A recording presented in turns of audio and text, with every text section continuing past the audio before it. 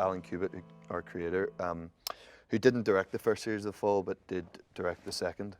And he's an astonishing human being and got the most incredible mind. And I owe him so much, and he's such a good friend of mine now.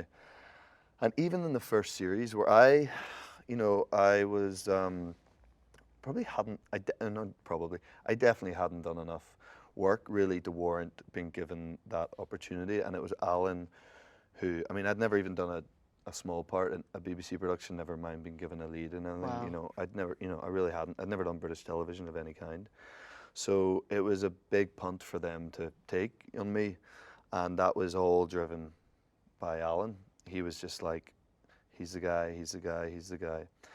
And, and I know he had to fight for it. And it automatically just did wonders for how comfortable I felt, early on, because I knew that the driving force of the whole thing, the reason we're all here, believed that I was the guy, you know.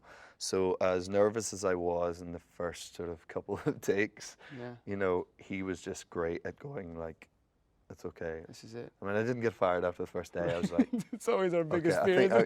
Honestly, like table read. You're like, I don't think people made the believe table that. read. I know. So yeah, true. honestly, like, I know the table read. I was like packing up my bags. Like, this is not gonna happen. You're like, get to the table read. Yeah. Get through the fitting. But also, and then get to your first day, and then and still then you're like, all right, let me get to the first episode. Yeah. So that they have enough tape where they're like, it'd really be a pain in the ass to recast.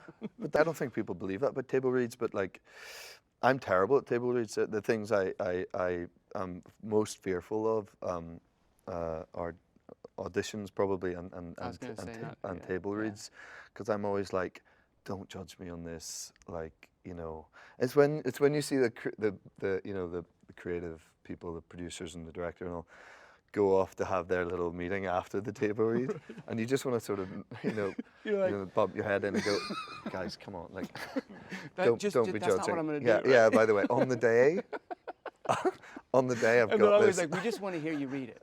We just exactly. don't act anyone. Just read it. I know exactly, but then you get someone Fired. who's straight out of the box, like gives like a massive performance, and you're like, what are you doing? I'm not doing that. But it was great because then from really early on, Alan and I had this, like it gave me a lot of confidence. He has a lot of faith in me. He's very good at, and now that he's directing, it's even better, and he's got so much trust in what I naturally wanted to do with Spectre. And I don't know, I think I'm just lucky with him, and there's very rarely a time that I say, I think this, and he goes, no. Why would you do that? What an awful choice. What are you talking about? Yeah. It seems to be so far. It's really cohesive, and I think that we're a couple of seasons in now that there's just a sort of you get this sort of common understanding and unsaid thing where you don't even he'll come in and be like, so I was, and I'm like, oh, yeah, I know. right. And I was like, yeah, no, sorry, I got it. I realized, I know what I did.